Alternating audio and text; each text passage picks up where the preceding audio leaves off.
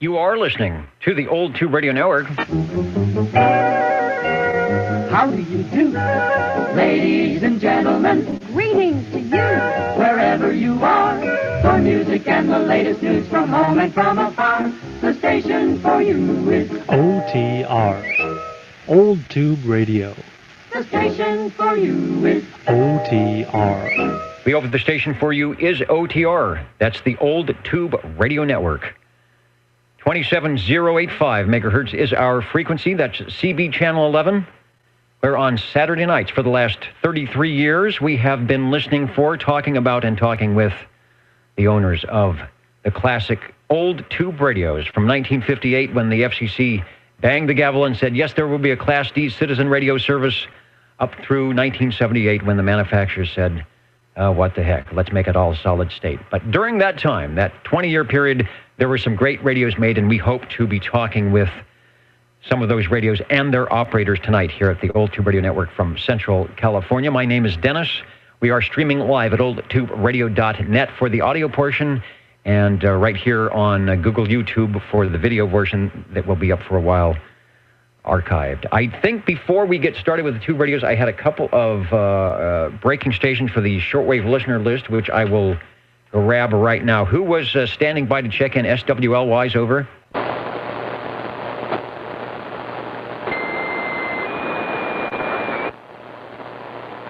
All right, might have been double. Was there a check-in for SWLs? Yeah, this is 62, Dennis. SWL 62. On frequency for sure. Mr. Lindy, Lucky Lindy, Rex, 8 in a row, believe it or not, on this 8-week period. So we've got you checked in, and I hope all is well in beautiful downtown Clovis. Thank you, Dennis. Everything's just fine down here. We got a little late tonight because of our birthday party, but I'm glad I got you. See you next week. All right. Yeah, there are some birthdays today. Yours, which I didn't know about. Happy birthday. Also, I think, Crazy Bob. Maybe that's why we don't see New Jersey on the big board yet tonight. Crazy Bob DJ also had a birthday. There should be some others. Father's Day coming up tomorrow. And all sorts of good things, including your tube radios. I bet there are some out there. OTR is listening for old tube radio check-ins. 135, 135. And we have one right there, 135. I'm going to write you down on the list. The official first check-in time of 8:40 p.m. Take a look out the window. It is still daylight. We are just having the sunset, 8:40. As the days get longer, but not by much, and not for long. Radio number 1 on our list sounds like this. Over to you. Okay. Let's see, this is SWL 135 on my radio from Pierce Simpson Incorporated in Miami, Florida. This is the Pierce Simpson Guardian 23. Let's see, 23 channels, no waiting, transmit and receive channels. This is the original Pierce Simpson type microphone made by Euphonics. Let's see, what's the number on this? It's a model C47 Euphonics, but on the front in the meatball area, it says Pierce Simpson. Back to you. Back to me in the studio. We actually have, in our old tube radio files, a picture of a radio that says Pierce Simpson Guardian 23 photo courtesy of Cliff SWL 135. That's you, of course. And I'm thinking that is the radio on which you were talking. And I'm seeing a desk microphone. Is that indeed? And I don't have a way to zoom in on what looks like the front of the microphone, in which may have the word Pierce Simpson on it. But I believe that is what you just described to us. Over. Not the desk microphone. Somewhere in the lower right-hand region of that photo, if I remember correctly, and I may not, is the handheld mic. That's what I'm on now. The desk mic actually doesn't sound very good, so I don't hook it up very often. And you are exactly correct. You remember very well on the right-hand side of the screen, actually plugged into the radio, which is probably why he's using that microphone, is the Pierce Simpson Microphonium. It sounds very good. It gives it that classic, I think I mentioned earlier, it has a classic little noise as it keys up, indicative of something that is very well built and strong and lasts through the years of time and doesn't break, I hope. I hope I haven't jinxed anything there. And the audio is classic tube radio, not super high fidelity, very clear, and just enough to be nice and tidy here for Radio 1. Back to you. Yeah, it doesn't have like a real plastic boxy kind of sound. I can't hear it, of course. I'll listen to it on the archive later, but just curious. No, it does not. It's just restricted on the high end a little bit and restricted on the low end a little bit, but it certainly doesn't have the phone patch sound. Or sometimes they're really restricted on the low end and has the pinched off sound. No, it's very good. It's a good. If we wanted to say look in the margins for how an old tube radio might sound in original condition, we would probably be looking at your Pierce Simpson Guardian to 23. I have one here, believe it or not, and I have occasionally, but not in any recent episodes, actually done the net on the Pierce Simpson. What it had an RF gain control. It has something that doesn't totally shut the receive down, but backs it off a little bit. The receive is quite nice. And, I'm wondering, there's an audio light. I want to say it's neon. It's just orange. Let me say it's an orange glowing type of modulation indicator. Do you have enough smoke in the hand microphone there to get that thing to blink at you? Oh, yeah. And interestingly enough, I was just noticing when I key up, it blinks, too. Just like on the key up, it blinks. And, of course, it's blinking away while I'm talking. That is, no doubt about it, that is a little neon bulb back behind there. It's just the tiniest little slit above the words mod end, or modulation indicator, to let the light through. The channels are illuminated, but the meter really isn't illuminated that much. Oh, yeah, and yes, there is a full-on RF gain type knob, which gains your RF. There's tone control with a push-pull automatic noise limiter, squelch, and on-off volume. What do you think? I think it has a very marine kind of look to it. It almost looks like it belongs on a boat. Well, I've mentioned before, the Pierce Simpson designers, I really like. They have a good mid-century modern look on their radios, and it's very clean, straight lines indicative of like a Frank Lloyd Wright. If you had one of those expensive $1 million Frank Lloyd Wright original built homes where he built in the furniture, this radio would look pretty cool in there. For the sake of design, you've got that small S meter and the neon light, but they keep the lines really clean. They've got a lot of real estate on the front end there. They could have made things a lot bigger, but somehow I think their designer said, no, this is aesthetically, this is what looks good. And this is what we will do. Front throw speaker, it's a clean-looking top. It's got the convection cooling on the side, so there's no vents in the top. And yes, maybe it's the colors. Maybe it's the colors that could go marine. I think that radio will look good and play well everywhere with its 23 channels. First out in 1964. That was their top of the line. There were a couple others. I wouldn't want to think if we have let me go back.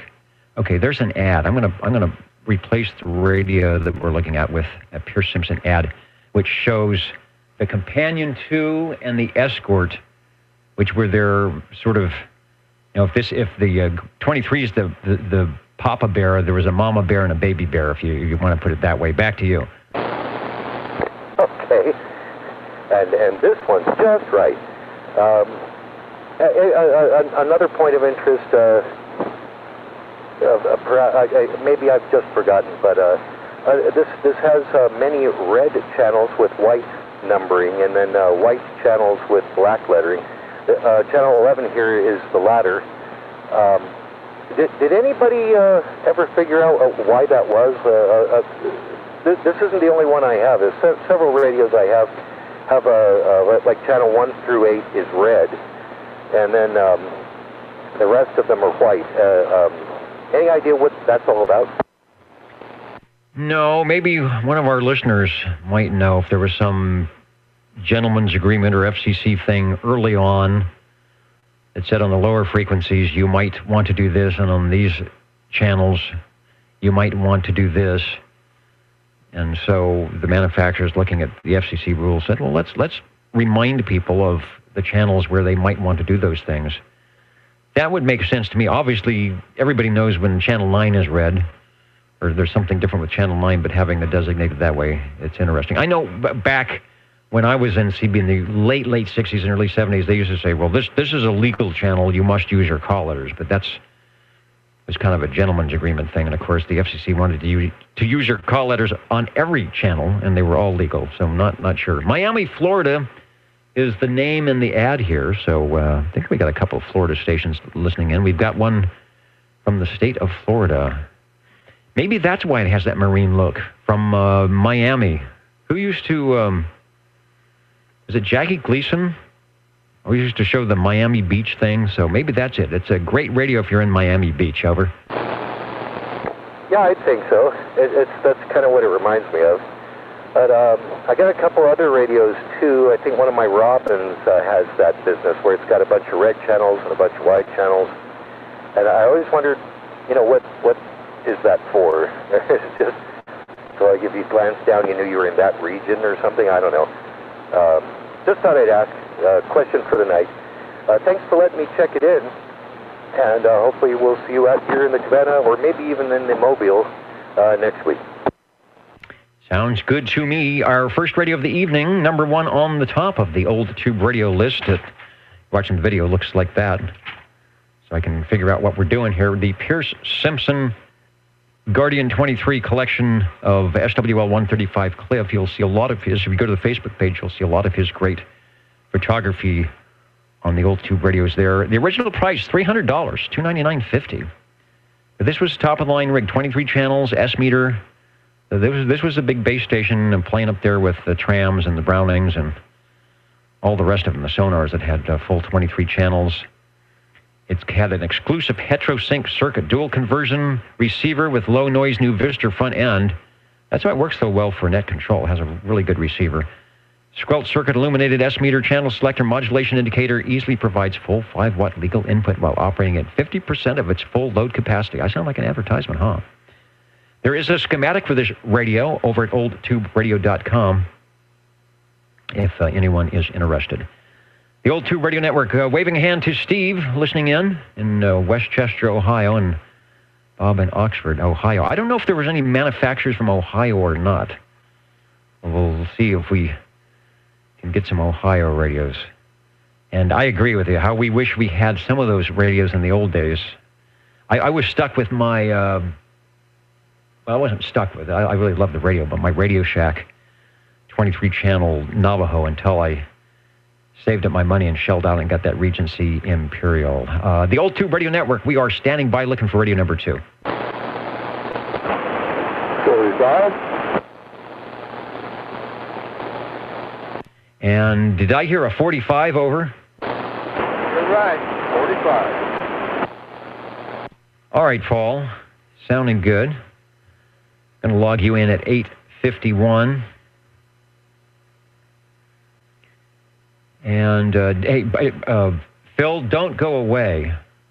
Keep your radio tuned in, because we're going to talk about the channel thing we were talking about. Stan 00, who's becoming one of our many historians here, has some info about that. And I do believe he also has or had a Pierce Simpson Guardian 23, so I'm sure he is applauding you tonight for checking in the Guardian. So don't go away, Cliff.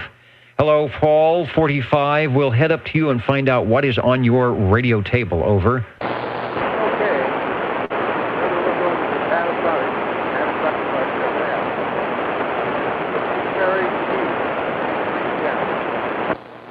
All right, the T-Berry T. Your audio dropped way off from when you first started. And I want to confirm, there was 2 T-Berries. Well, there was a lot of T-Berry Ts, but there was a 23-channel version, of course, would be pre-1976 and a 40-channel version, which would be post-1976, and I didn't hear which one that you had. Over.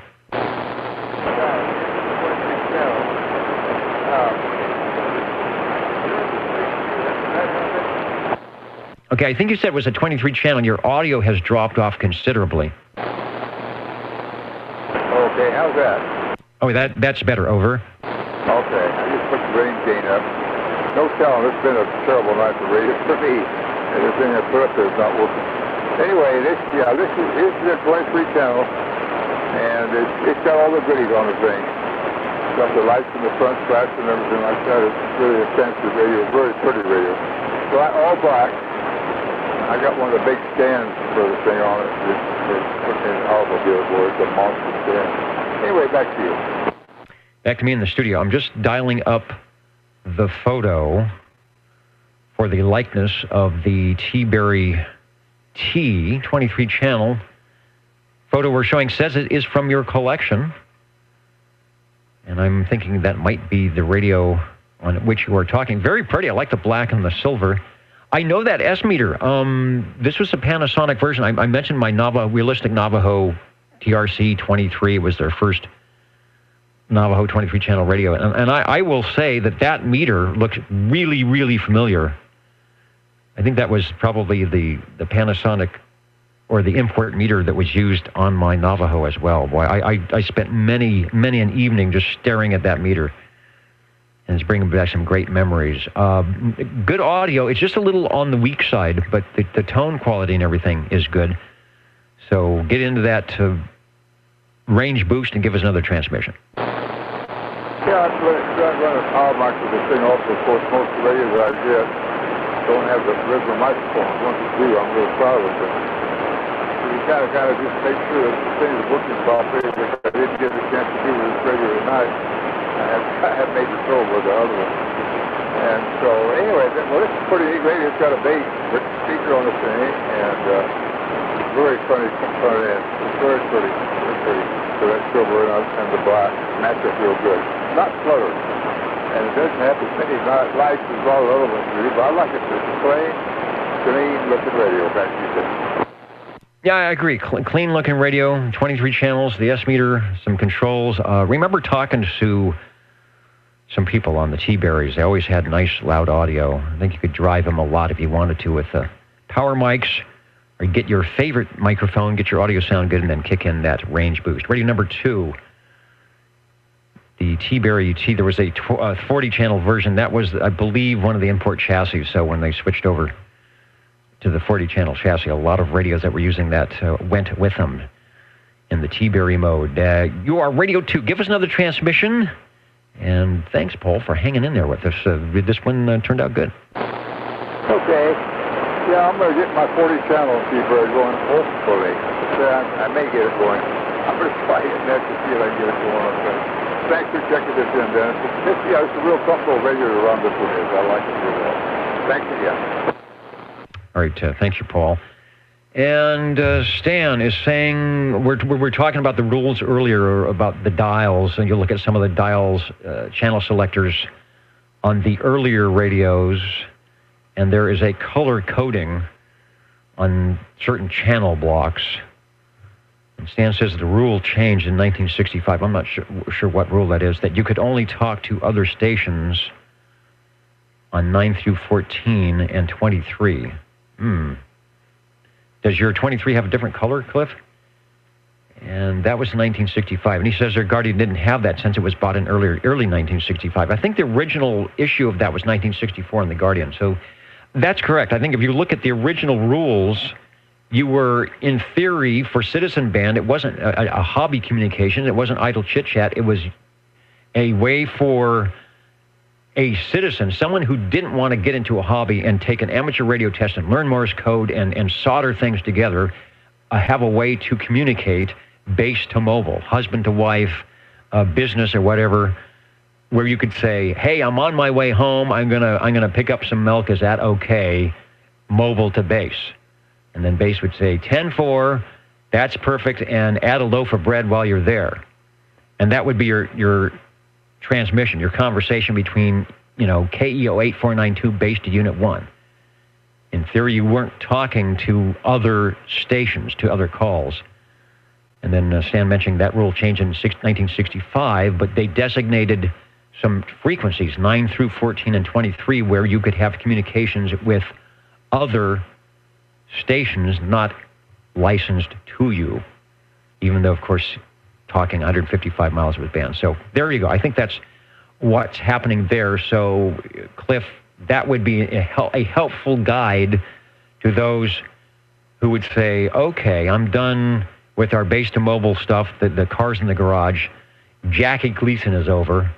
Bonanza's over. I want to get in the living room and maybe say hello to one of my friends on the other side of town, and you would dial up between 9 and 14, helped by the color coding on your radio, and then you would give your call and the other station's call, and you would have your 5-minute conversation, and then you'd stand by for others to be on the frequency. The Old Tube Radio Network listening. Bert Quickie.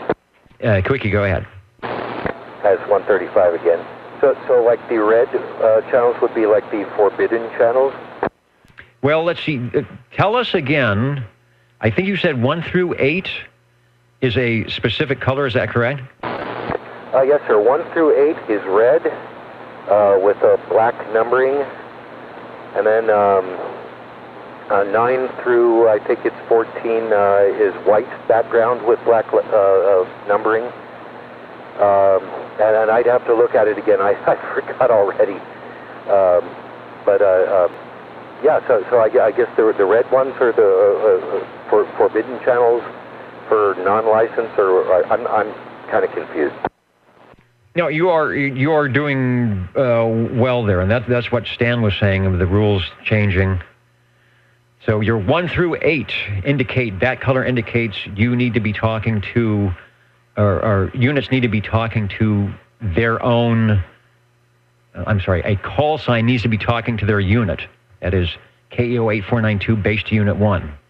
Now, let's say you want to say KMJ 7765 to KEO 8492. You need to be on channels 9 through 14 or 23 for that. Originally, they didn't intend for people to do that, because that would be hobby communications perhaps, or, it was kind of, what do they call, idle chit-chat. There's a name for that. So they kept, as Stan was saying, they kept changing the rules in 65, and things were catching on, and I'm sure the manufacturers probably had something to do with that. Say, come on, guys, lighten up. We want to sell some of these radios. I remember the 5-minute rule, where you would talk for 5 minutes and then be off for 5 minutes, and somebody else would use the channel. And then if they had people that would actually time you, I remember that. If you went over 5 minutes, they would break in and say, your 5 minutes is up. So a lot of rules to keep things civil, but sometimes when you have 4 million people stuffed into 23 channels, it can get kind of funky. Never on the Old Tube Radio Network, though. Yeah, I just took a look. 15 through 22 are also red. So 1 through 8 and 15 through 22 are red. 23 is white. So yeah, gosh, I always wondered what that was all about. Thanks, and we'll catch you next week. All right, thanks to Stan, who also he's been waiting a long time for Guardian 23 to check in, I know. How he started off in his illustrious radio career, I think, with one of the Pierce Simpsons and the Guardian 23 and 23B. And he's got a picture of that on the Pre-77 Facebook page. I should see if I can find that.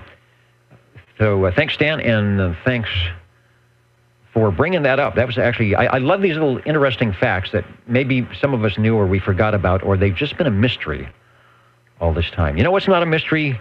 At the top of the hour, that the jingle singers will do this. How do you do? Ladies and gentlemen, greetings to you. Wherever you are, your favorite slot on the dial by far is known to you as OTR, the Old Tube Radio Network. the station for you is OTR. Hopefully the station for you is OTR, the Old Tube Radio Network. We are at 27085. That is our transmit frequency or receive frequency. Here in Central Valley of California, we are streaming audio at oldtuberadio.net. We've got a video going up at Google YouTube where we've got a couple of you watching right now. Hello to Ramon a faithful SWL out there. Waving a hand to all of the OTR operators and digital listeners, shortwave listeners from Wilmington, Delaware. Thanks, 127. And John, of course, waving a hand from the Corn Patch, the mighty Juliet Whiskey. Hope to hear you on the air sometime whenever I string all my wires and beams and things and point them your way. We are looking for radio number 3 on the Old Tube Radio Network. Frank, OTR. Okay, a couple of stations. Let's grab, I think we have an SWL check-in. Is that you, 24, over? 24, checking in. All right, sounding good on the radio tonight. Joseph, let me head over to the SWL page, the big board, and put the X in the square. Thank you, sir. Who else is out there, over? Okay, we have a proxy check-in. Who would you like to proxy in, over? 43 and 81. All right, 43 and 81. We might already have that, but I want to double check. This isn't like voting. You can never check in too many times. So 43, actually, I think 43 was... No, he wasn't. Okay, so we Crazy Eddie. And 81, we've got Steve Areno actually sent me a email, Mr. Unicorn, mentioning that he was going to be, that his plans had changed. He actually had a big weekend planned with the yard sale. I think things changed on him, so we got that. So I'll make sure we got that as well. Thank you for the proxy check-ins. OTR listening for something else. Third 7. I think we can do that. Jingle singers are sitting back, wondering what radio would be next.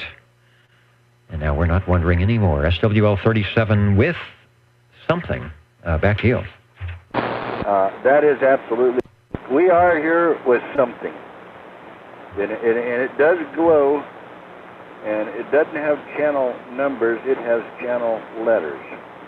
We are on channel E from my Citizens Little Phone, the helicopters model CB3A, a 8-channel transceiver, and we're checking that in, and we are running this here with the original handheld carbon microphone.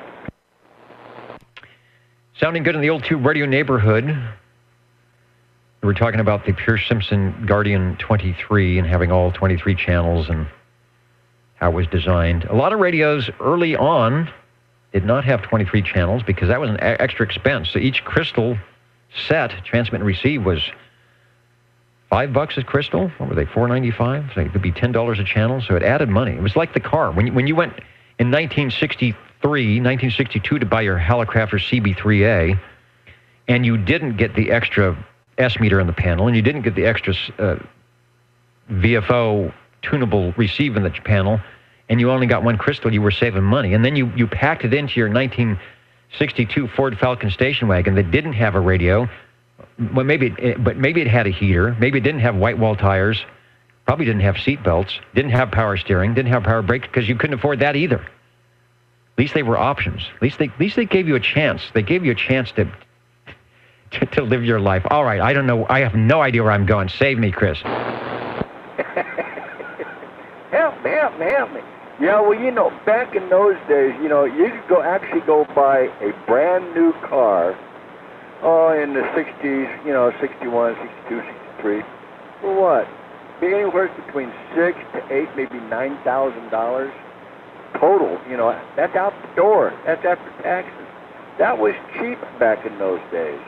Where back in that days, this radio here would run what? $169. And you can even get it in payments. All you do is call Sandy up and say, Sandy, help me. Give me a credit check. Well, this is before the big days of Bank America, or maybe Bank America was the first one. It was before instant credit. So a lot of CB shops and electronic shops and some of the ads that we show or will show talk about payments, and it was the financing was done through the place where you bought it.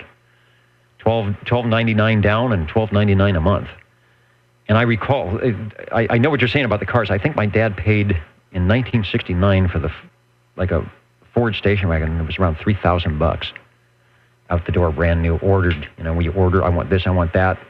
6 weeks later, it shows up for $3,000. There you go. We're showing a picture of the Hallicrafters CB3A if you're watching the video. We've got a picture of oldtuberadio.net. Chris is on his. I don't believe you have any of the options. You don't have the S meter or the channel, VFO channel selector, but you've got channel 11. That's the one option that is necessary to have to talk to us. That is absolutely right. And this here is just like a suitcase. It has two latches. Open it up and you can see everything. Yeah, pretty cool if you want to get in there and change the tubes. Hallicrafters had some great engineers. Why? Well, they've been building radios for a while. They've been building amateur radios before that. They built televisions, shortwave receivers. Bill Halligan and the group back in Chicago, I guess, when they started. I had some information. I won't go into it right now, but had lots of years of experience in figuring out the best way to make the radio functional for the user and also for the technician to get in there and work on stuff. Hallicrafters later, probably, I think this is still out of the Chicago area before they were sold to Northrop Aircraft and started importing things out of Japan. What else can we tell you about the radio? I'll give you some more. Give us another transmission. I want to hear the Hallicrafters. Okay. All right, well, this one's mine, and it's still working, so I'm going to get off this one here, and I'm going to try to get up to another one here just to go you. All right, beautiful audio from a carbon microphonium. Those of you who have been around a while remember your rotary dial phone with a real heavy handset that had the carbon earpiece, or at least the carbon microphone. You could unscrew that mouthpiece and that little carbon element would fall right out. Probably could be replaced. You could replace it in one of these hand microphones and it would sound just fine. The Hallicrafters CB3A, 1963, I said 62, or maybe late 62, but 1963 when it started hitting all the electronics magazines, similar to the RCA Mark 7, could run 12-volt DC, 110-volt AC, so mobile or base, which is what a lot of these radios needed to do, as we were discussing. It was basically you have a base station talking to mobile, so it really made sense to have a lot of these radios run 12 volts. They would work. Only 7 tubes to work that thing, and there's a schematic if you're interested at oldtuberadio.com. We are looking for radio number 4 on the Old Tube Radio Network. Break OTR. Break OTR, go ahead, please, over. Okay. Dennis, this is SWL37, once again on another radio. This time here, I like to put this one here up here. This is the one with all the knobs, the blinking lights, and the hidden knobs and stuff right there. This is my Courier Royale 23-channel tuber that glows in the dark. And we're running this here with the amplified D104 Lollipop. And that's about all I can say, except that it's mine. Now, do you go, the fastest coax, which in the West there, do you go into shell shock when you go from the 23 or the 8-channel radio with no S meter to the Courier top of the line only just a few years later? Do you go into shock? Yeah, well, you know, I'm starting down here low and I shoot up high. The increase in altitude makes the blood leave the head and go to the toes. Okay. But well, that's the only shock we get. That, and well, I have been known to be barefooted like I am right now. And I can touch something back there, and I feel a little tingle going through my fingers. You do have to be careful because those radios, they have they don't have a ground plug on them, 2-prong plug, and if you have older wiring like I do in some of my houses, I have had that very same effect where you're getting some, I want to say, ground loop leakage. I've had that before you get the tingle, and I measured. I took my voltmeter and, put one of the probes on a piece of metal on the radio and stuck the other one on the ground, especially I have no carpet, so you touch the floor and you read 55 volts on the meter, and you're thinking, ooh, this is not good, ladies and gentlemen. The CB3A sounding good. We were talking with Cliff about the audio on the Pierce Simpson. What is stock audio without amplifiers, without special microphones? This is another radio, the Hallicrafters CB3A, with the regular microphone, the microphone that came with it. It's got that Old Tube Radio sound, and that's not a bad thing, especially on Saturday nights here on the Old Tube Radio Network. Thanks, Chris, for bringing it by. Hallicrafters, one of my favorite companies. I got my start with the Hallicrafters walkie-talkies and my DX in the AM/FM world with the Helicrafters radio and my first shortwave receiver, the SX25, I do believe.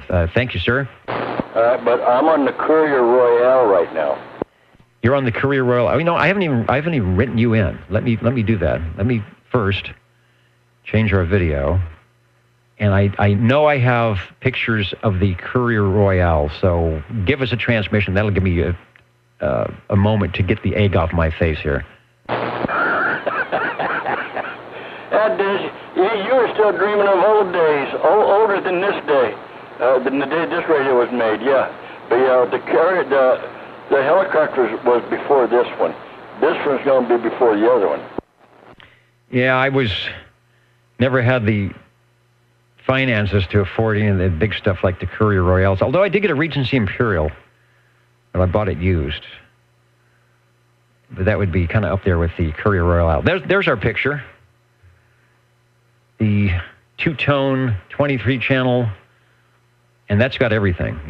I think there's even knobs in the back you can adjust. There's knobs in the back. There's actually 3 of them back there for tune and load, and then the mic gain. The hidden mic gain in the back. You know, most radios have it in the front, but this on the side, they're going to put it on the back side, back door, but yeah.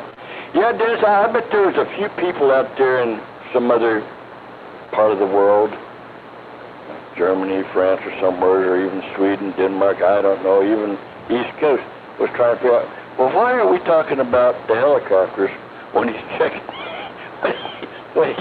in on the Courier Royale? There you go, off the face. You know, I've been there too, so Dennis, I feel for you. I've been in those shoes before. I'm in them now. Waxing poetic about the Helicrafters. Courier Royale on right now, top of the line. Sam's CB14, that's where the photo fax is, 117 volt. Oh, that will go 12 volt DC. I was thinking it wouldn't. It must have you have a cable, or can have a cable somewhere, with 2 little prongs for plus and minus for your DC. From the 7-tube, what one's on Helicrafters again? From the 7-tube Helicrafters to the 11-tube Courier Royale, and in addition, they throw in the Collins 6 kilohertz mechanical filter, which really helps on your receive end, and we have a service manual at oldtuberadio.com. So we've got Radio 4's the Courier Royale. Give us another transmission. It is sounding quite nice. Okay, yeah, this radio here, well, it wasn't a 69 like the other one. This is a newer one, I believe. So, all right, Dennis, I will get off this in here and change the microphones and get on something different. I was going to say, instead of saying different, it came out different. Yeah, different, an egg on my face. And yeah, I'm changing. All right, good deal. Radio 4, say hello to our video gang out there tonight. Of course, Juliet Whiskey, John, of course. And EDA 396 out there in Nashville, Tennessee. The mighty KUH, Brian. Not much going on. I'm going to install the Yaesu 857D in a mobile. You know, I have an 857. I don't even know if it's a D. It has been sitting so long. It's got the separation kit. And what I want to do is I want to mount the faceplate up in the sun visor, maybe mount it so it won't go flying off and injure me. But I think it would be pretty cool. You could have the radio anywhere you want, but have the head up there at the sun visor so you could keep it flipped up. I don't think it's that heavy. And then when you wanted to operate, you could flip it down sort of in front of you, but it would be out of the way. And you could, if you wanted to, you could still keep your eyes on the road, but you could glance up at the thing and you could fool with it that way. That might be a bad idea, but that was sort of my thought. I have yet to do that on the 857D. Wonder what you're going to do for a mobile antenna, if you've got the ATAS or you're going to do something different. So thank you, Brian. Wishing everybody a happy Father's Day. Also, Rayovac. Now, there's a great handle for those of us who used to, what was the logo for Rayovac? Wasn't it 9 Lives or something that had the black cat jumping on the battery? Anyway, and Rayovac mentioning that he had one of those Helicrafters radios. Good stuff. OTR, we're looking for Radio 5. And number 5 here, and I was going to say, who was the guy that used to play in that? He played in the television series. Bad guy, you know, he was like some agent, him and another guy. Always put the barriers as I dare you to knock it off. Yeah. Can I check in another radio? You may check in another radio, and that would be our Radio 5. Okay. This is my radio number 3, but number 5 works fine. Number 5, the movie number 5. This time, Dennis, it's working. I had to make double sure here. Let me see here. That meter there, there we go. Now I got that one working. Got that one swinging. I was on receive mode over there. But anyway, this is my G Powermate, the Jim Marine Products. This is a 23-channel tuber that glows in the dark. This is the pretty blue one.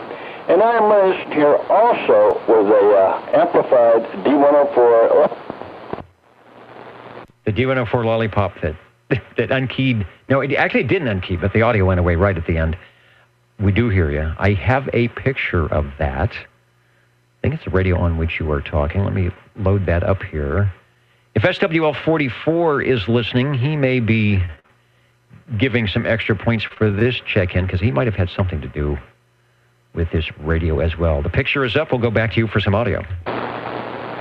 Oh, yeah. He might have had something to do with this radio. There's a very good possibility that he did.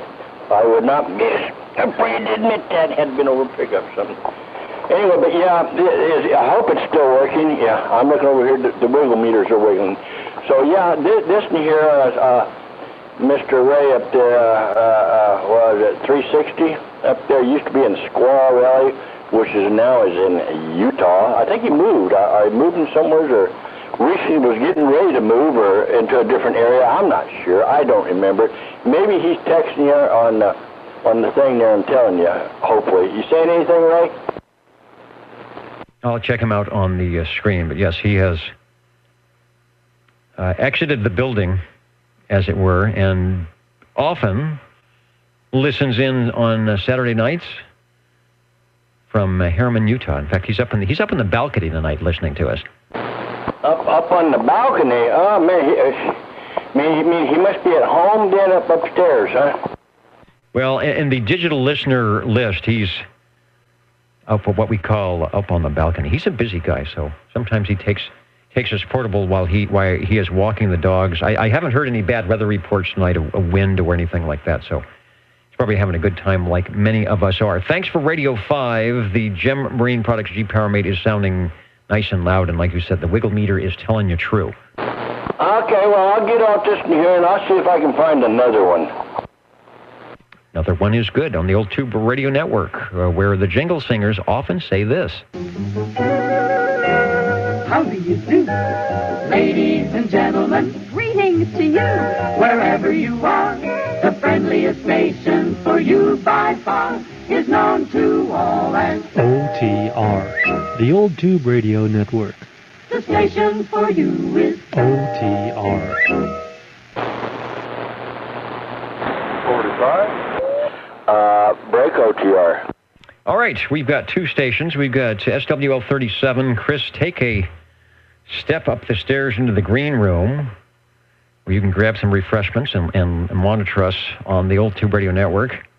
We'll call you shortly for Radio 7. However, Radio 6 on the line right now from beautiful North Fork. That is Paul, sometimes known as the Falcon, which I'm sure in the area where he resides, there might be a few flying around these days. Hello, Paul. Over. Yeah, I got the 40 channel going. My T-Berry T 40 channel one. All right, boy. I didn't put on my memory cap to remember very well how the 23 channel sounded, but it didn't sound bad, and this one sounds equally as nice. We'll grab a picture of the 40 channel version, in which about the only difference that I can see is maybe the digital style channel selector. Not sure if they made much internal differences besides either synthesizing the crystals. That's easy to say, isn't it? Or putting in some type of a PLL circuit. So back to you on Radio 6. Okay. I had to change that on the iPad. I must have lost it. I'll come back to find you. I don't know if my radio or not you got on there. But anyway, yeah, it's exactly like you said. That's a digital readout on the dial. Tells you what channel you're on. And the difference in the hybrids on the thing. Very nice radio. Same design, same look. One thing, the meter, they made it two-part meter. They got the S and RF on the thing. It didn't look way with a range gain situation. Still got the same thing on it as far as the warm-up. Stays on low, keeps the tubes warm. They really made a beautiful radio, I'll tell you. They did a nice job. Panasonic was radio number 1 that time, and Japan did a beautiful job. Anyway, back to you. Yeah, it was the Panasonic chassis. It may have been plate modulated, and pretty much most of the 40-channel radios were running this chassis, so they all sounded good, whether it was a Colt or a Mustang or some of the other ones that were the 40-channel version. Who else were 40-channel? Browning had a 40-channel version out, of course, but they were totally different. I didn't think they were a Panasonic chassis at all. So, good stuff. Our T-Berry fans tonight, we've got the 23 and the 40-channel version. Audio is up in the archives, or will be up in the archives if you want to compare the two. But I think you've got it. Obviously, are you using the same microphone for both radios, or does each radio have its own microphone? Over. Well, I could have used it. It would work on this one right here. But no, I went back to my old Turner. This is a +3. I got this thing throttled down pretty good. This +3, it could go up a lot more. But is it sounding all right? Yeah, it's good. Plenty of audio into the headphonium share. I don't have to strain to hear a thing. It's doing it good. The same concern then. I probably use it on the other one too. Okay, Dennis. Thanks for checking it in. I'll be listening. All right, and he'll be listening to the Old Tube Radio Network. That's where we are at tonight, Radio 6. T-Berry Model T, Chris, SWL37, stepping into the air, or up to the air chair, I should say. We'll be interested to see what he's got for Radio 7 at 9:24. And his prior check-in, we were talking about batteries, and SWL44 says that Baba Black Sheep, Mr. Robert Conrad, I believe, is the gentleman you were referring to, who taunted us to knock that battery off his shoulder. Hello, Chris. Hello, Dennis. This is me once again, and you're right. Robert Conrad, he was the man at the time with the battery. How dare you to knock it off. But this time here, I'm going to check in on my Chris 23 Plus CB transceiver, a tuber, yes, and I am running this here with the original handheld stock microphone. Sounding very nice for the handheld stock microphone. A lot of stock microphones tonight on radios, whether it's ceramic, dynamic, what's the other choice? Carbon, which we heard on your Helicrafters. This one doing nice as well. I'll pop up a photo as we hear audio from your Chris 23 Plus. Yeah, and and this one here is definitely working. The needle on this thing is slamming all the way to the other side, so it's doing something that's supposed to be doing anyway. Well, it is putting out audio in an AM carrier, so it's definitely doing what it's supposed to be doing. Plate modulated. This also is one of the Panasonic chassis. It's the 23 channel version, so this would be your Chris 23 Plus is similar to the T-Berry T23 channel version checked in earlier by Paul. 11 tubes. There is an operator's manual at oldtuberradio.com. And it does have a couple of 12-volt tubes, 12AX7 for the audio, which is always a great tool. I'm running a couple of 12AX7s, I think, up in my audio rack here. And 5 watts input, as it should be. Back to you. And, also, I think it's the same chassis as my G-PowerMate. They look identical almost, except for a few little different things on the front of it, but same chassis and everything. Yes, you are absolutely correct. That is also a Panasonic clone. So I guess if you had some issues, you could run the same microphone on those. Probably would be a hot swappable microphone, and your tube complements are the same. So if you ever wanted to swap some tubes out to check things, you could do it that way. But for Radio 7, you're doing good on the Old Tube Radio Network tonight. Thanks for bringing it by. And I have tried to swap the mics, and it don't work that way. They go big noise when I do it. So anyway. All right, I'll have to ask Harvey sometime. We'll look at and see if there's something they changed. I doubt one radio would be electronic switching and one would not. Or perhaps the other issue would be you have internal adjustments for the audio gain coming into your mic circuits, and one might be set more for a non-amplified mic and one is set for an amplified mic. So when you try and mix and match, you get to wacko weirdness anyway. Thanks for your Chris 23 Plus tonight.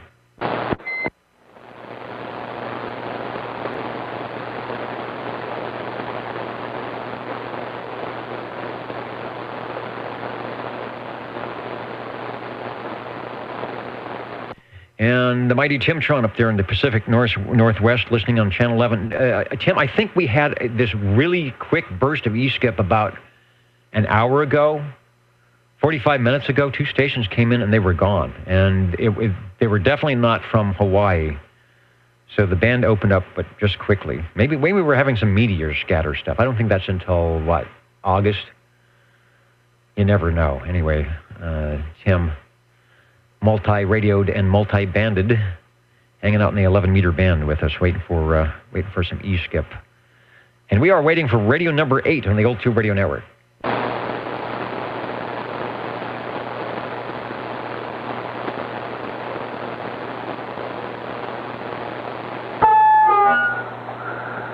Bet you wish you'd taken your headphones off. I was just about to say that. I was looking somewhere else. I was like, oh, man. I know what I'm going to be checking in, but I didn't know who had it. Now I know who the perpetrator is. And you are, can be, if you decide to make a transmission, you will be radio number 8, over. All right, that's a little better. Anyway, Flippy checking in. Golden Eagle Mark 3 sideband. Stock mic. Tried warming up my tram, but it was not having it. I guess it was going to let the Browning, a tram wanting to let the Browning do all the heavy lifting? I don't know. It may be drummed out of the force. However, the heavy lifting is being done quite well on the Golden Eagle Mark III SSB with, you told me, banana microphone? No, which microphone do you have on that? It's a stock mic. Okay, stock microphonium. Sounds good. It's hard to make the audio sound bad on a Browning. They've internally worked that radio to make it sound pretty much the same no matter what you do to it. It's gonna sound like a Browning, and of course, it will change the tone quality of the ping. The nice thing is you still get to orchestrate how you want it to sound. That's a cool deal. You are radio number 8, sir. Okay, good deal. 2 steps in a cloud of dust, and I'm going to get... And away he goes, almost giving me time to pop up some video of a Browning Golden Eagle Mark III, the big receiver, the big transmitter, and not for the faint of heart. Well, back in the day, it wasn't for the faint of heart when you found out you needed to pay $700 to get one, or more. And then when you got it home, you had to figure out where the heck you were going to put it, because it was 3 times the size of the radio that you were probably replacing. The Old Tube Radio Network. We are looking for radio number 9. And back in the days when it went 1 through 10, but we'll go for number 9. Number 9? Sure, we can do that. Yeah, I would like to have been 11, but I'd have to wait too long probably. I don't know how the traffic's going tonight. But anyway, Dennis, I would like to check in my general radio telephone, my Super MC118 24-channel tuber that glows in the dark, with the old man in the wheelchair with his IV thing there sitting next to him up there. And we are running this here, believe it or not, with a stock microphone. No amplifications, just me behind the microphone. Hello. Sounding loud. And I see, Mark helped me out. I'd already adjusted my headphoniums into its really loud mode so I would not have injury. So when you keyed up with your loud, as number 8 used to say, your loud and proud General Radio Telephone, I was prepared. Radio number 9. There's the picture. There's one of our great shots, courtesy of SWL 135. True photography. I'm sure he did not use a digital camera to do that. And let's hear what it sounds like as we look at the meter. Okay, so you was already getting prepared for being blown out of the chair a little bit, huh? Yeah, I had been prepped by the Browning Eagle thing. Okay, well, I should have hung on a little bit longer to catch you off guard. Nah, I'll save your ears, you know. We only have 2 of them, and once they go, we ain't got nothing. Yeah, mine are pretty big, but you've got to take care of what you've got. Seeing if we've got some info on the Super MC11A. 9 tubes, 2 transistors. We've talked about it before. With only those 9 tubes, they put that ECLL 800 modulator output, and it gets kind of loud. Over. Well, you know, loud's better than too quiet. That's true. I don't have to turn any dials to hear you. Beautiful downtown Burbank. General Radio Telephone, not their last, but close to it. Maybe the last one that they actually had that was totally type accepted. But it's a good deal. And it's a staple here on the old Tube Radio Network. Thanks for bringing it by. Over. Okay, all the way from downtown Burbank. Probably not too far from Carson Studios. Yeah, I have to get an address. Now we can do Google searches. I could bring out my old map. I was going through some stuff. I found a map from 1957 of Los Angeles, because that's where I grew up. Or it's probably something my dad threw away and I picked up somehow. And it shows, I think there's one freeway. The Hollywood freeway's there, the Pasadena freeway's there. What's that, the 101 and something else. The San Diego freeway doesn't exist. It's under construction. There is no I-5. There's still Sepulveda Boulevard and San Fernando Boulevard. It's just a cool map. So, in fact, that would be even before 56, 57, even before beautiful downtown Burbank had a General Radio Telephone company. But I'm sure the NBC studios were there somewhere. Thank you, Chris. You are working the room tonight. Yeah, well, you know, I got all of mine in for a change. I haven't been doing that. I've been kind of slacking in this thing a little bit for the last month, I guess, something like that there. But, you know, I figure, hey, it's a quiet night. Tomorrow's Father's Day, so I figure I'd jump in there. And, you know, I grew up in Los Angeles, too, so, you know, I lived in Wilmington, Long Beach, Torrance, San Pedro. I lived all over down there, you know, and, you know, I grew up in that area, know it quite well, back in the 40s and 50s and 60s, and I've got my son lives down in San Pedro, so, you know, like you say, some of those freeways were not there. I mean, literally were not there. Now, I believe the 110 was part of the one which they called part of the Hollywood Freeway, which went from San Pedro to Hollywood area up to there. But, you know, it wasn't as good as it was now. I think back then it was like only a 2-lane each side. Well, yeah, I've been driving down there. The San Diego was 4 and 4 on either side, going into the 10 to Santa Monica, and that used to tie up all the time. Then they added 2 extra lanes. They widened the thing, and that helped a lot. That was the worst intersection ever, the 10 and the 405. It's not that bad anymore because they've widened everything. And then they renumbered stuff, like you said. There was the north-south freeway. That was the 110 was actually something else. And there was a 7. There was like the 105 and the 605 and the 110 and the 10, the 210. Those were renumbered for some master plan, and those were the newer ones. But I'll have to find that map. And they took out a lot of homes to to put those freeways through. But that's your tax dollars at work. Many of us remember in the 60s is driving through California where they said your tax dollars at work, as they built the interstate system through the state. I wanted to make a comment. Stan we were talking earlier about rules and the way the dials on the CB radios were set to show different colors to remind you of these channels are for certain activities where you're talking to units of the same call station, call sign, and units not.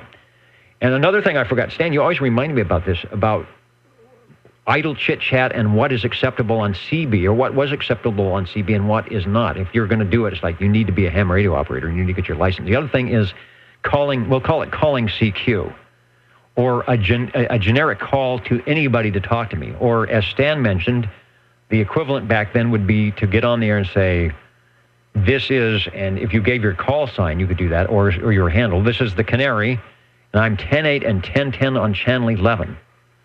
It's kind of directing things to nobody. It's basically almost calling CQ, because you're supposed to be talking to somebody about something and not hobby communications and idle chit-chat. Now, Stan used to live 3 miles from an FCC monitoring station, and indeed, I guess, I'm assuming Stan might be my age or a little bit younger, perhaps, but there's the same way.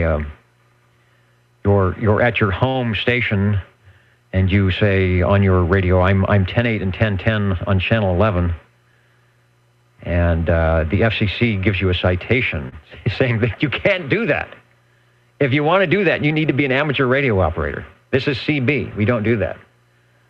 So I'm assuming the citation, I'm hoping the citation wasn't monetary. Maybe it's one of those written ones like I got, saying when I applied for the license, and of course I had to put my mom had, because I wasn't, whatever the age was, 18, 16, and I just said, how many stations do you have? How many units do you have? And of course I answered honestly and said 1. And then they didn't send the license back. They said, you can't have 1 station. You have to be talking to somebody that's part of your station. So I had to kind of rewrite it and say, oh, yeah, I have 2 stations. I have 2 radios, of course. So all the rules we forgot. Back in the day, it was tough. Nobody remembers how tough it was to be a CB radio operator, right? Fun stuff. The Old Tube Radio Network, we're looking for Radio 10. All right, but before you go, I got to say one thing. The 110 freeway there in Wilmington goes into San Pedro used to be called the Harbor Freeway. Yes, the Harbor Freeway. That was basically that was the one I always wanted to stay off of, because that went into downtown LA, into Main Street and 3rd Street and 4th Street, and that was basically a parking lot all the time. And I think at the top of the harbor, if you're going to Dodger Stadium, see you've got the Hollywood Freeway coming into that, and the Pasadena Freeway coming into that. So the Harbor Freeway was the main way to get into downtown LA if you're coming from San Pedro. Obviously, the 10 would come through that, so it was a nice hub and always busy. Well, you have San Pedro, you have Wilmington, and you have Carson right there. Then you have Dominguez Hills is right there, and then you have Gardena or Glenda? What's that way? I think it's Gardena right there where they had the raceway, and so forth on up the way. Yeah, was it Gardena? It was Ascot Park, I think. Yeah, well, I think wasn't that in Gardena? That was in Gardena, where they used to do the drag races. Yeah, see, I used to live right off the Harbor Freeway when I was a kid growing up. I think the earliest I remember, I could see the freeway from our front porch, and we lived there in Wilmington, and we just lived just to the east, or south, or whatever, yes, yeah. Best be to the east of the Harbor Freeway right there. And from our porch, we could see Los Angeles Harbor where my father worked. So it made it kind of nice. We could see all the ships and everything right where we lived. So, we could see right down there in the water. This before they even built the Vincent Thomas Bridge. All they had was the Henry Ford. Wow, okay. You do go back a long way. That's before the Queen Mary parked down there. One more story, because I don't want to bore anybody with these wacko stories, but you mentioned Ascot Park, which is a raceway. They used to do the drag races and some other things, and my uncle took me to the drag races at Ascot Park, and I don't know how old I was. I'm sure I was not very old at all, because all I remember is that I didn't see a damn thing, because you'd be sitting there, and the two dragsters would be, at the starting line, they had the little lights that went up and down the pole, and then they would take off. And everyone would stand up. Everybody would stand up so they could see the end of the thing and the parachutes to see who won. And when everybody stood up, I didn't see a thing. So I didn't see anything. I still remember that to this very day, where I was 5 or 6 years old. I never saw anything because people would stand up when the race started. That was Lions Drag Strip. Ascot had the figure 8 and everything else. Lions drag strip had the quarter-mile drag strip. Yes, Lions drag strip. So that was all Gardena area, and Ascot Park might have been horse races too, which I did not go to. All right, enough for that. It was back in the day where you would have jumped back into your 1964 Dodge Dart with the Helicrafter CB3A on the metal dashboard and drove away. We are still looking for Radio 10. And mine was a 57 DeSoto with a Hemi. Break OTR. The break OTR, go ahead, please. 65, check in. 65. Let me pull out the SWL sheet, which is still, the ink is still drying. Well, actually, no, we're on the last week of the 8-week period, so the ink has dried. We will be doing the 00 next week, if I remember that. Plus, I'm trying to look for page 65 here. Put the X in the square for Eric, and we'll get you up on the big board as well. Thanks for waving a hand to the old Tube Radio Network. Thank you, and happy Father's Day. This will be my first one. All right, cool. The first of many. Father's Day tomorrow. I think I will be taking a trip to see my father, who is 90, and see how things are going that end. Looking for Radio 10 on the old Tube Radio Network.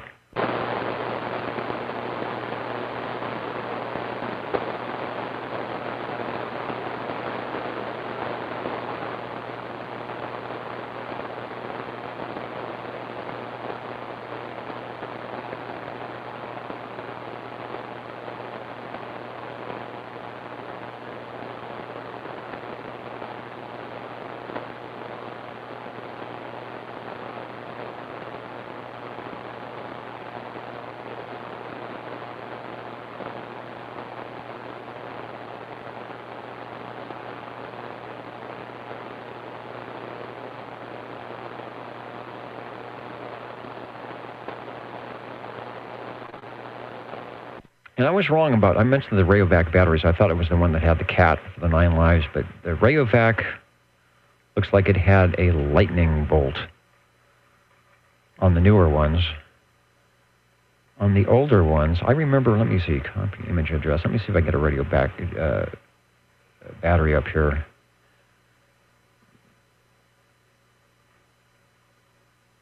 There it is. That's what you might remember when you were putting radio batteries in your plastic or your big metal flashlights for the Boy Scouts.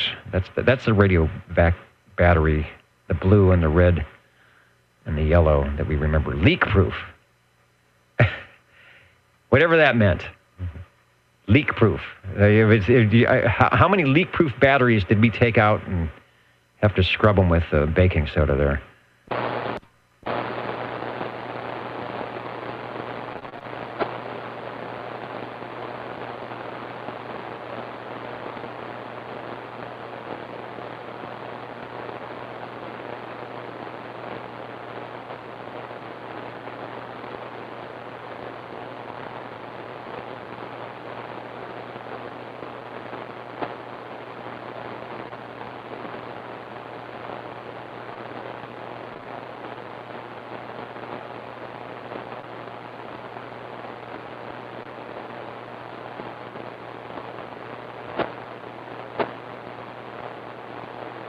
And Chris, you're going to have to get a universal media NetWeb device so that you can keep up with all the comments. I mean, people are talking about you.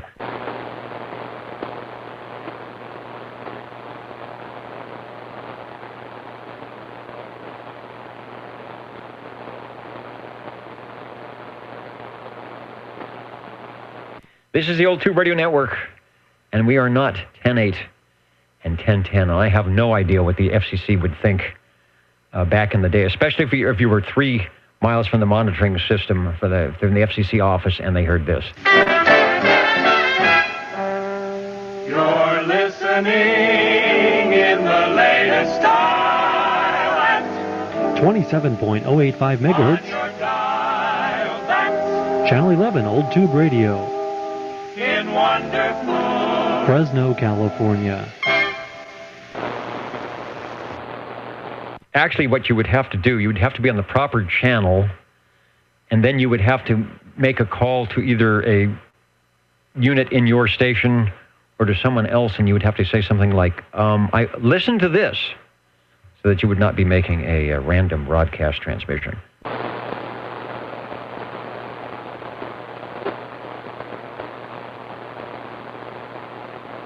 And I've just been handed a note from the other room saying our 5 minutes are up.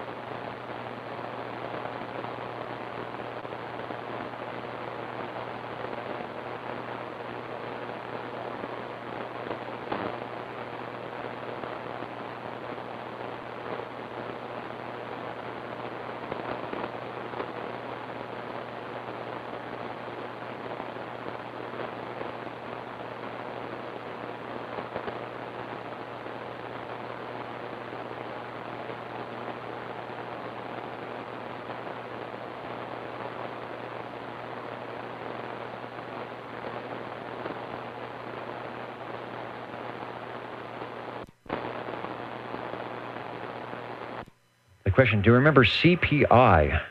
I'm not sure. Maybe I'm remembering CPI, but it's under some other notion there.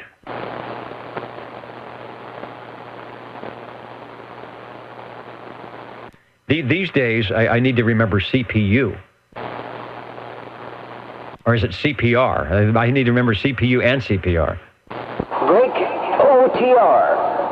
The break OTR. Go ahead, over. This is SWL 40. Communications Power Incorporated, CPI. I don't remember that. I wish Harvey was out there tonight. He might remember it. And from... There is something going on in Chinatown tonight. Your audio is bespeaks of wackiness. SWL 40. Go ahead, sir. Yes, that's right. This is SWL 40 with some background music, thanks to the party goers outside. This is an old tube radio. I'd like to check it in. Oh my, the music's getting kind of hard out here. And we'd like to definitely check it in for you as Radio 10. Are the gentrifiers having a party down there? I don't know what's going on. I can hear it going on, so you may not have any control of that. You might want to turn the mic gain down a little bit, or get up and close and personal with your old tube radio. Tell us about it. Break OTR. And the break OTR, we will get to you one moment. Stand by, please. Go ahead, Larry. Yes, this is, oh boy. Okay. Okay, we have... I'm going to have to check this thing later. All right. We'll get you as Radio 10. You've got the Radio 10 spot down, and we'll talk about what I think is one of the Panasonic imports in just a moment when you get your QRM under control. Okay, there is a station patiently standing by. Thank you for that. The breaking station for OTR. Go ahead, please. Just an extremely late check-in there, Dad. This is 131, Mr. Rude. Hey, all right. We were hoping that we would get the downtown Clovis contingent checking in tonight, and Rex came in late, and that's 62, and you, our other station, SWL 131. So now we have a full 100%, and we will get you checked in on the old tube radio network. Thanks, John. Thank you, Dad.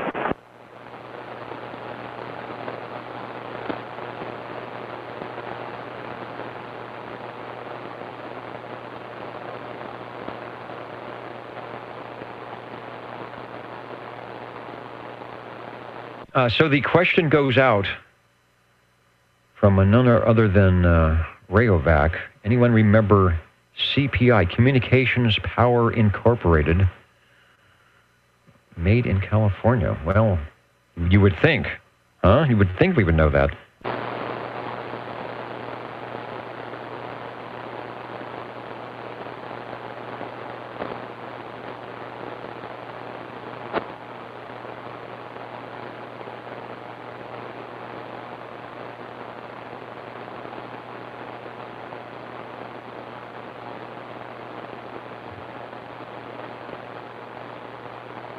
I've seen some YouTube videos of that. I want to say it's a later model in the 80s. It was one of those, what was the other? Was a Stoner? There was a Stoner, something called a Stoner and a CPI that was kind of, I'm calling them off-brands, that's not the right word. Kind of individual brands that were like special order, special made stuff. And I never had one. I don't think I knew anybody that had one, but it's one of those ones where they become rare, and they kind of get a following, probably. Frank OTR. Larry probably knows. Larry, have you ever had a CPI radio? Yes, I have had a CPI radio, and they are made in the USA. All right. Well, they're saying they might even be made in California. At least they started out that way. Go ahead. We still have your Radio 10 spot up here for you. Okay. I'd like to check in my Gemtronics GTX 5000 40-channel CB transceivers. We can do that. You know, it sounds just like nothing's happening anymore over there. What'd you do? Throw some water out the window? Yes, I turned on the emergency fire hose, and it blew that stereo to the next door neighbor's yard. All right, sounded like a live band or something going on, maybe some street dancing. Gemtronics GTX 5000, which I believe is a 40-channel radio. That is the radio tonight, the Panasonic 40-channel chassis with the T-Berry Model T that came by, your Gemtronics GTX 5000, the Robin T123. No, who had? You know, I'm looking at the wrong list. Wait a minute. Ay. That's last week's list. Did you realize that last week? 1042. Maybe not. I'm confused. I've got last week's list here, and I've got your radio on there. But anyway, the Panasonic chassis is the radio tonight. All right. Well, I'm hoping the Turner Expander 500 is the microphone of the night, which I am using.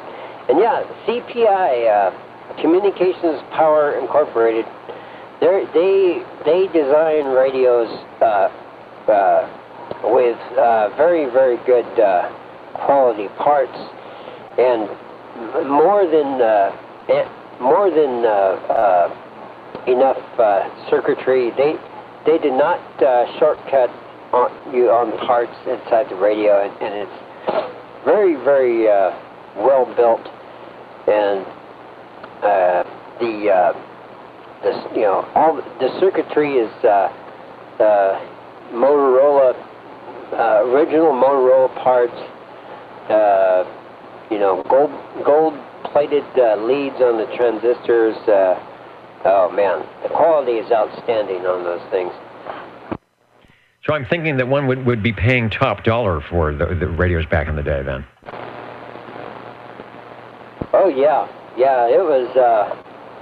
It was very, very good quality. I mean, and they only had like 3 models, because it was so expensive to build the things. The model you had, I don't think you have it anymore, but it obviously came across your bench. Do you remember which one it was? Yeah, it was the CP300. the CP300 is the one I had. It was a mobile. It was a 23-channel mobile unit. I've worked on the CP2000, and I wasn't able to fix the problem that it has, but I know a guy that still has it, and he's got all the accessories with it too. All right, good stuff, because Rayovac, one of our viewers, listeners, mentioned that, and I sort of forgot about them, but I mean, I had heard of them, but it didn't ring a bell at the beginning, and mainly I think I was out of CB radio buying at that time, but then once he mentioned the name, I thought, well, I remember that, and then I remember you actually have one. I remember you being on that. I can't remember if it had sideband or not, so, and that's the radio he mentioned was the CP300, so it gets at least 4.5 stars from you then. Oh, it's actually, I mean, as far as CB radios go, it's top notch. You know, it's right up there with the ham radios as far as quality on the craftsmanship, for sure. Yeah, they sell. Yeah, if you look on eBay, you type in CPI. CP2000, you'll see that's their flagship radio, and that was their only base station, I believe. Or there might have been a CP1000, but I think it was very rare. But the CP2000 is the more popular one. All right, good stuff. A far cry from remember the radio that Bozo Control put out. It was used the Quaker oatmeal boxes. A little far cry from the CPI. I'm looking to the clock here. It's almost 10 o'clock. I can't believe that. So we did get double-digit radios. Let me stand by here, see if there's any other stations that would like to check in. Maybe you're just running in from the barbecue or whatever. And make sure we get as many people wanting to check in as possible before we get out of here tonight. And whatever you did, close the window. You're sounding good, Larry. And thank you. I took a little time, adjusted the tone quality on the mic, and I think it sounds pretty decent. Yes, it does. The jingle singers think it sounds so good that they're going to tell you about the magic on OTR.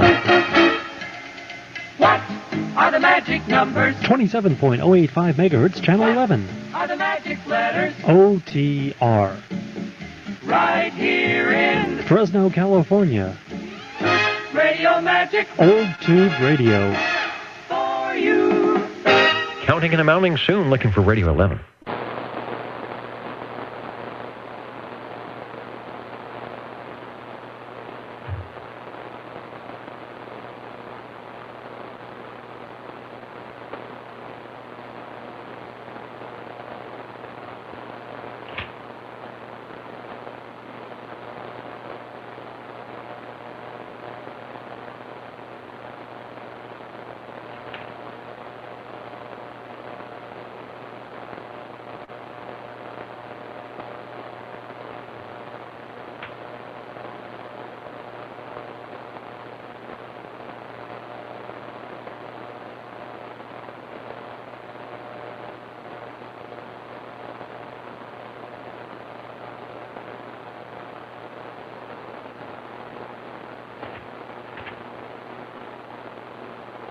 I can't believe we had that short-lived E-skip tonight. It was all of 30 seconds worth.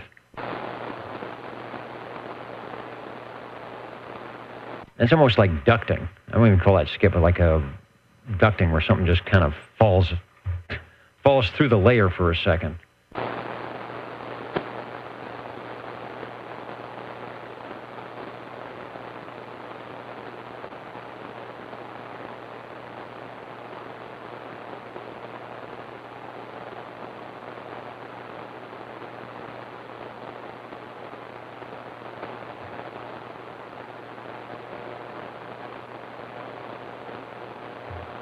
And Stan, good. I want to mention that. You know, I think what happened was jealousy from the amateur radio operators back in the mid-'60s when they realized that, you know, the CB thing is catching on. And unfortunately, a lot of the American manufacturers sort of saw the handwriting on the wall with the imports coming in. And maybe they wanted to encourage people to live by the rules. And it's sort of like, if you want to be this way, you come over and join us on the ham bands. One of the rules that you had to say your call letters, one letter and one number at a time, sort of, you know, KKP 9999, instead of slanging it up saying a double KP 9999. I never heard of that one, but I think I could believe it. And referencing through the S9 magazine, that's a great. I was looking through some of those archives, really good. Was it Tom? There was another guy, Tom Natel, the 2 call. Really did a lot of good stuff. I don't know if he's still around or not, but very, very informative guy and a ham guy, but doing some CB stuff as well. All right, Stan, that was. I forgot about, you know. All I remember is when someone said the FCC was in town, you could hear a pin drop on the frequencies back in, you know, 1970, 71, 72. That first citation that rolled around, what was the monitoring station? I think we had one close by in Long Beach from where I was, but not as close as you had. And man, the first person to get that citation, everybody was off the air, except for channel 12 and 13 in my area where people used the call letters. So it's sort of like, it got real busy on those 2 channels as everybody, what's my call letters? And decided, okay, well, I really want to get on the air, so I'm going to have to use my call letters and act like I'm having a conversation.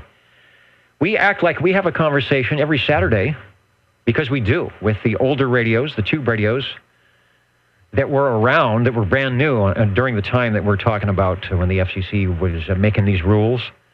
Do this every Saturday, 8 to 10 p.m. on Channel 11 in the West Coast. No reason you can't do an old radio night or get on the air night where you are. We encourage it. It can be on any night you want. Grab some stations and just kind of have some fun like we are. Looking for Radio 11, counting and amounting, the Old Tube Radio Network with moments to spare.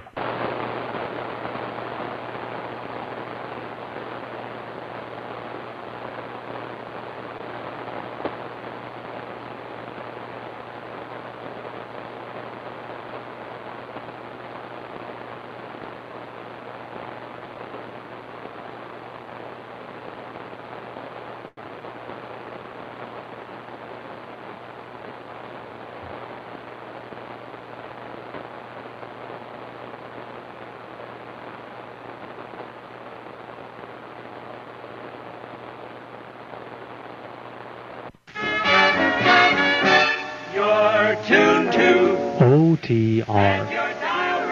Channel 11. Right here in Fresno, California. Stay with us. Old Tube Radio. And be modern.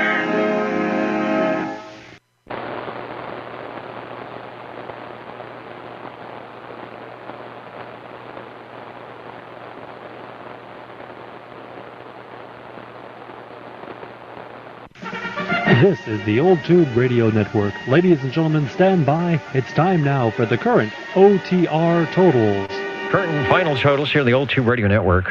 I didn't even sign in the page here. It is June 16th, 2018, Father's Day tomorrow. Happy Father's Day to all you first time, many time, or soon to be dads out there. Had 10 radios check in tonight, so we did make double digits, and 56 SWLs, including SWL 56, who checked in as well, I think. Here, 8 on page 1, 15 on page 2, 14 on page 3, and 19 on page 4. Actually, no, I think 56 didn't check in tonight. I'm checking. Maybe that's why we got 56 SWLs. No, he did. He got proxied in tonight. Radios. Most heard manufacturer was, this is a new one, the T-Berry. There you go, Paul. Diligence pays off. The Pierce Simpson Guardian 23 was our first radio of the evening at 8:40, thanks to the Green Arrow. And that sparked some good conversation due to the fact that it has a channel selector that is color-coded. That would remind you what frequencies go with what particular protocols. Good choice, and thanks, Cliff and Stan, for all the information there. The T-Berry T model, the T-Berry Model T, or the T-Berry T, the 23-channel version from Paul, who always does a good job of coordinating the radios or the genre or whatever, and he did a good job tonight, became the top radio. Chris on the Hallicrafters CB3A for Radio 3. He also had Radio 4 at the Courier Royale, Radio 5 with his Gem Marine Products G PowerMate. Paul came in with the updated T-Berry T, the 40-channel version. Basically, 1976 and 40 channels forced everybody to do something because nobody was going to buy a brand new 23-channel radio when 40 channels was out. So it pretty much killed your 23-channel radios. Many of us can remember walking through Sears and seeing the stacks of Sears Road Talkers for 30% or a cent of their original price on all the 23-channel models. I remember that. Radio 7, Chris on the Chris 23 Plus. Radio 8, Mark, Monkey's uncle, SW-50 and the Browning Golden Eagle Mark III SSB, followed by Chris on the General Radio Telephone Super MC11A. And then tonight, finally, with the Gemtronics GTX 5000 from Larry. Have a safe whatever you do tomorrow and the rest of the week. It seems to be summer all over. Reports from our stations listening in away from New York to California saying it's hot, muggy, and summer-like, just the way it is here in Central California. Oh, you notice, X4000. Let me add another SWL, X4000. Beaconing on the big board and waving a hand to the SWLs. Are there any other comments that I need to comment about? Checking the video. Thanks for watching the video tonight. We will have that up for a while. Also, the audio archives at oldtubradio.net will be up on that. 73, everybody. Thanks to Frodex and SearchLawrence.com to keep the Nixie tubes running on the main page, and thanks to all of you for keeping us running for well over 30 years in the Old Tube Radio Network. Catch you next time, 73. Thanks a bunch, Dennis.